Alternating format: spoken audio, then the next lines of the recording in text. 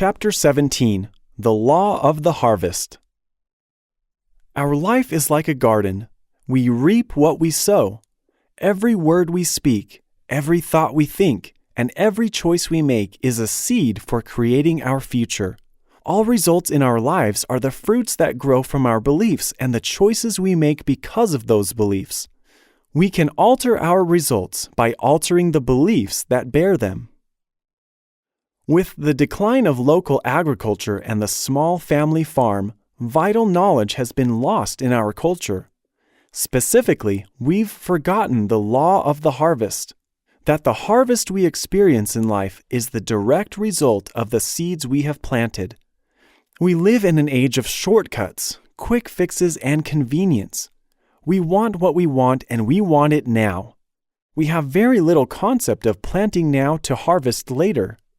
Farmers know there's a natural rhythm to life, that nature is predictable, and that you can't cheat her. Removed from nature as we are, we've forgotten these truths. We spend 40 years of our lives cultivating the seeds of false beliefs about money and then expect our money problems to be fixed with lucky breaks and lottery tickets. We procrastinate studying during school, then cram for the exams. We fill our bodies with processed junk, then expect pills to cure our diabetes, heart disease, and cancer. We indulge in selfishness and lust, and are then surprised when our marriages suffer. We rarely spend time with our children and then try to buy their love at Christmas time. Quick fixes may seem to work for a short time, but long-term, they always fail. As Dr. Sidney Bramer observed in his book, Spirit of Apollo, nature is evenly balanced. We cannot disturb her equilibrium, for we know that the law of cause and effect is the unerring and inexorable law of nature. But we do fail to find our own equilibrium as nations and as individuals, because we have not yet learned the same law works as inexorably in human life and in society as in nature. That what we sow, we must inevitably reap.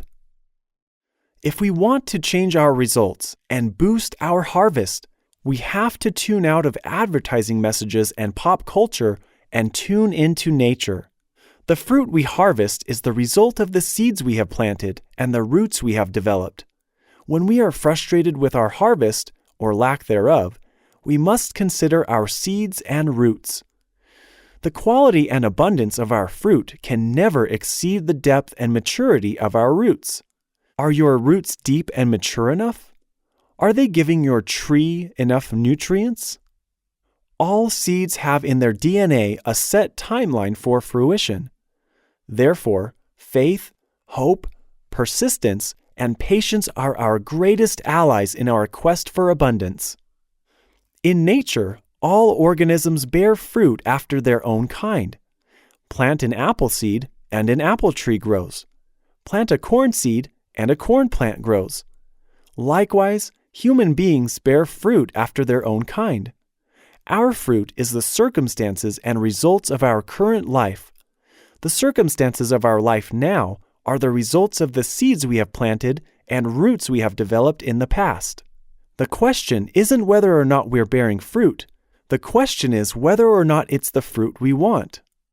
In Buddhism, the law of the harvest is referred to as karma.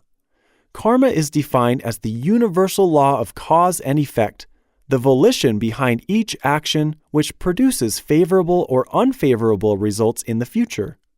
In his book, A Path with Heart, Buddhist teacher Jack Kornfield explains, karma means that nothing arises by itself. Every experience is conditioned by that which precedes it. To understand how to work with the karmic patterns in our life, we must see that karma has two distinct aspects: that which is the result of our past, and that karma which our present responses are creating for our future. We receive the results of past action. This we cannot change. But as we respond in the present, we also create new karma. We sow the karmic seeds for new results. How the law of the harvest and belief breakthrough work together. The most powerful way to change our future results is to change our beliefs. Our beliefs are the seeds that we plant that determine our harvest. If we want a better, more fruitful harvest in life, we must learn to plant better seeds. This happens by uprooting the weeds of limiting beliefs and planting new, fruit-bearing beliefs in their place. We can't plant crabgrass and expect to harvest peaches. Likewise, we can't plant the belief, "I'm not worthy to make money," and expect to harvest $1 million. Case study: Jason breaks through the $1 million barrier. Jason is a member of the Limitless Inner Circle and a business owner. He's been trying for 5 years to get his business to make $1 million a year. He recently surpassed that mark after experiencing some major belief breakthroughs. Here is his story in his own words. I own an appliance repair franchise servicing 2 counties. I've been frustrated for years because other franchise owners in my company with the same population base earn over $1 million. But we haven't been able to break through that ceiling. We tried everything we could think of but kept falling short. Last year, we fell short by just $30,000. When my wife and I came to Limitless and joined the Inner Circle, I had some major breakthroughs. I uncovered a lot of limiting beliefs I had created as a result of being abused by my adopted father as a child. I had put up walls and never let anyone get too close to me because I didn't feel safe. I had tons of self-doubt and a very negative view of the world and other people. As I changed my beliefs, I learned to open up. I learned to love myself and love others where they were. I let go of the hatred I held in my heart. I forgave myself for choices I've made in the past as a result of that hatred. These breakthroughs and insights started to have a clear and direct impact on the way I ran my business. Before, I would be very critical of my technicians. I always focused on the things they did wrong instead of noticing what they did right. Because I didn't feel worthy myself, I projected that onto them and didn't feel like they were worthy either. Those seeds of negativity and criticism I planted had very real and tangible results on my business. Because my technicians didn't feel appreciated by me, they wouldn't put their heart into their work. Instead of selling customers on a job, they would often just take a diagnostic fee and tell them to buy a new appliance. They were doing minimal work because they figured, I can't do it right anyway, so why should I even try? If he's just going to complain about what I'm doing wrong, why should I even do the repair? After my breakthroughs, I started focusing on the positive. I saw everything that people were doing right, and I complimented them often. Because of this shift, they are now eager to do jobs right the first time. They ask more questions. They call me if they're stuck with troubleshooting. They never used to call me. Now they call me all the time. They also open up and talk more to each other as a team. Whenever we encounter problems, we don't point fingers, but instead we lift each other up. And now, when they do mess up, they own it. I've been amazed by how quickly things shifted after I replaced my seeds of self-doubt and criticism with self-confidence and praise. In less than a year, we surpassed our goal and exceeded $1 million in revenues for the first time. Our harvest changed because I started planting different seeds.